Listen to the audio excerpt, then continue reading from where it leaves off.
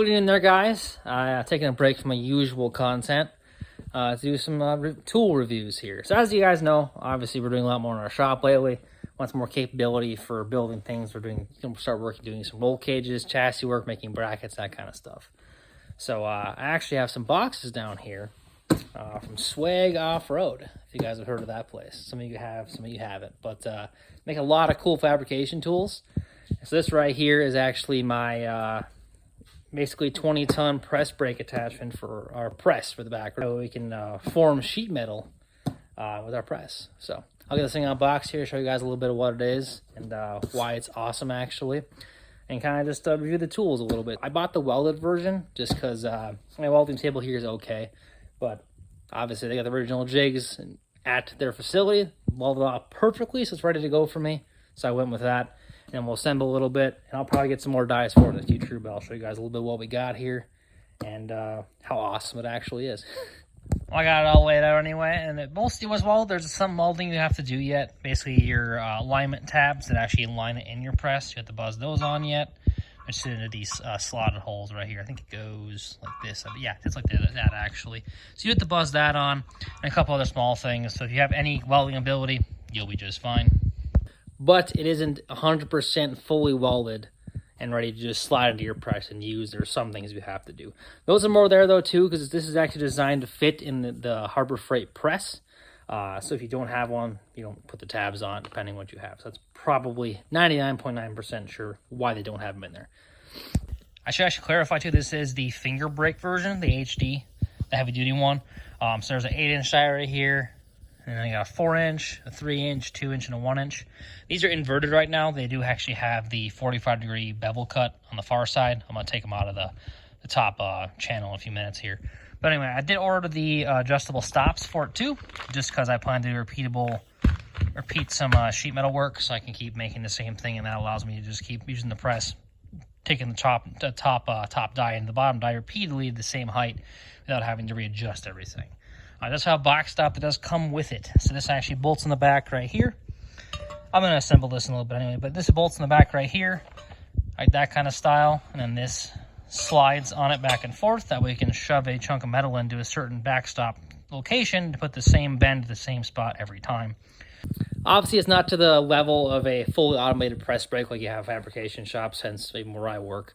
Where you type in how many inches the bend is from the end of the material, and the backstop just goes into place, shove your material in and push the button. But for the guy at home, this is a fantastic setup. You can make a lot of parts this thing, honestly, as it is. So I'll start putting it together a little bit, show you guys a little bit of how it goes together and how it fits. Then we're going to put it in the brake and actually press in the back room in a little bit. We'll start bending some metal with it. So as far as assembly goes, not much to really do. Basically, you got your small amount of hardware right here. Which basically 2 of these just go to hold these pins into the base plate, and they do some stuff. But comes with directions how to assemble anyway. I don't know who really reads those anyway. I really don't, but I'll do it for the video's sake. But yeah, overall, stick your pins in, and you just so the backstop goes on. Looks like this more or less when it's fully assembled, and you can bend any kind of material like this, bend angles and S shapes and whatever you want to do. They also do suggest you buy some new arbor plates for your press. Because the original ones that come with the Harbor Freight are cast, hence the picture they literally show here where they break in half. Which we're just going to bend thinner material so we don't have that problem. So, because more or less kind of showing the machine does, and not the bend. We don't have to bend. This thing is capable, what Swag says it is capable of is 1/2-inch thick plate, 6 inches wide. It'll actually bend that at a 90-degree angle, which is ridiculously impressive for what is in here. That gives you a lot of capability to do a lot of things you probably shouldn't even be building. But that's what's dangerous about a fab shop, and that's what we all love about it, right?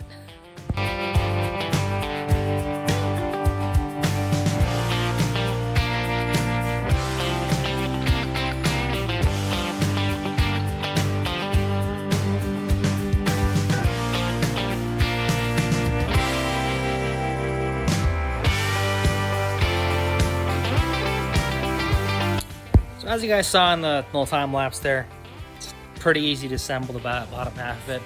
All of the laser cutouts are honestly the perfect size for hardware, which is fantastic. Like for the square cutouts for your carriage bolts, and those slid in there really nicely. And just for pushing the bolts to the backside here, the backside of the channel, you putting these chamfer style studs in here, not a problem that way. I stopped it quick, so I'm gonna loosen up all these bolts and pull my fingers loose, and then I can turn them around so they actually have the 45-degree notch on them. I'm ready to put the top on after that. Haul it in the back room. Put it up on the press, turn the air on in the shop since it's not on quite yet, and we'll start bending some sheet metal.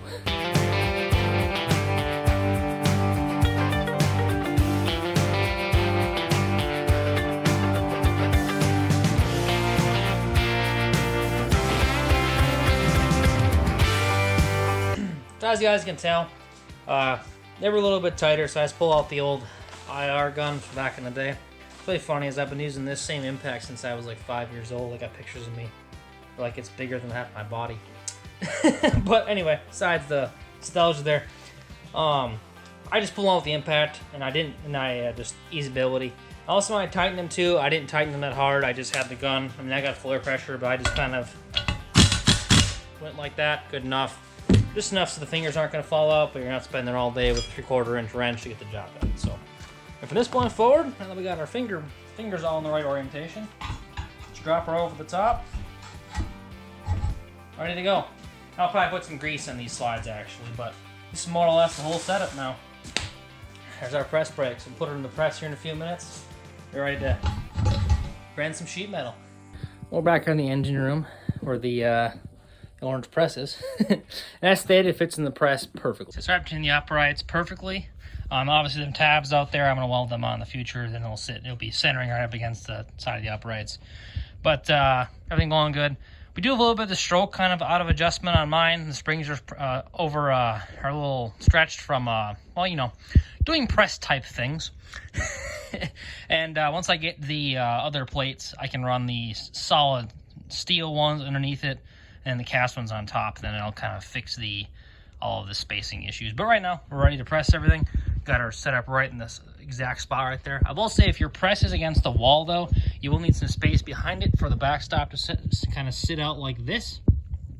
Other than that, very good setup. So we're gonna grab some steel and start doing some bending, see what we can do out of this thing.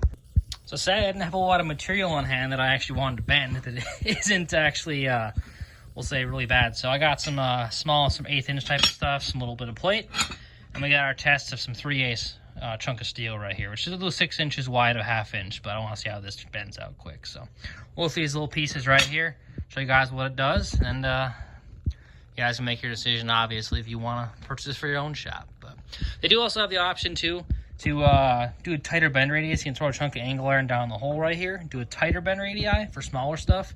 This is kind of the most versatile one. They also make a set of gooseneck dies for this, so you can bend more bracketry, which in hem dies, and just a lot of other options for this same piece where you can do a lot of different styles of bending overall. Which anybody's worked with sheet metal knows that once you kind of use a press brake or have the ability to start using one for different parts and making pieces, it's kind of addicting, and you just start using it for everything. So, all right, we'll start off with a little flat stock here. So, send her up against the backstop there.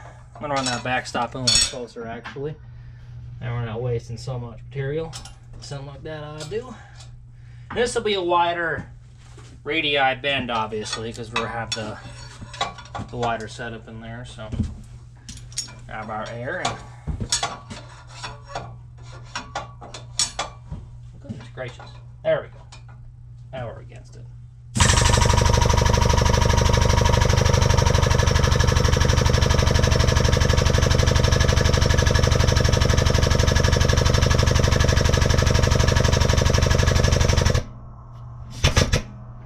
With ease.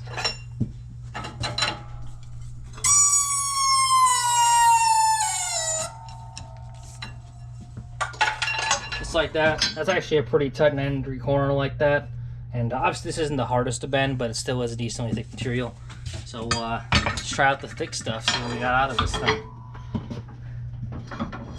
Going straight for the big kahuna here.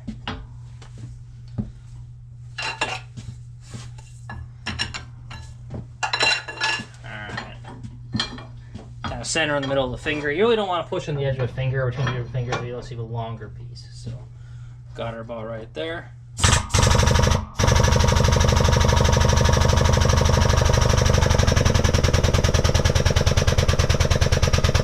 yeah, there we go.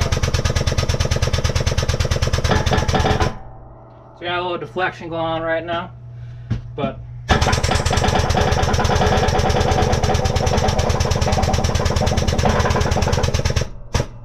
there you go. She handled some solid 3/8 bend on that, so a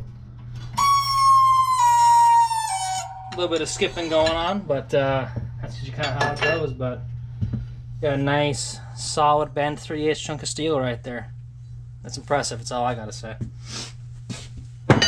So overall, that's how it works, and that's kind of my review on the Swag off-road finger brake, the HD version, 20-ton. It's everything I want it to be. So I'm gonna buy some more dies for the future and stuff, and also upgrade to some other things for it to make it even more versatile. But if that doesn't convince you, I don't know what else will. So anyway, so it can be found on Swag Off-Road site. You guys can go there. I'm not paid by anybody. I'm just showing you guys what an awesome tool it is. Well, thank you guys for watching this channel. If you enjoyed what you saw, hit that like button, smash the subscribe button there too.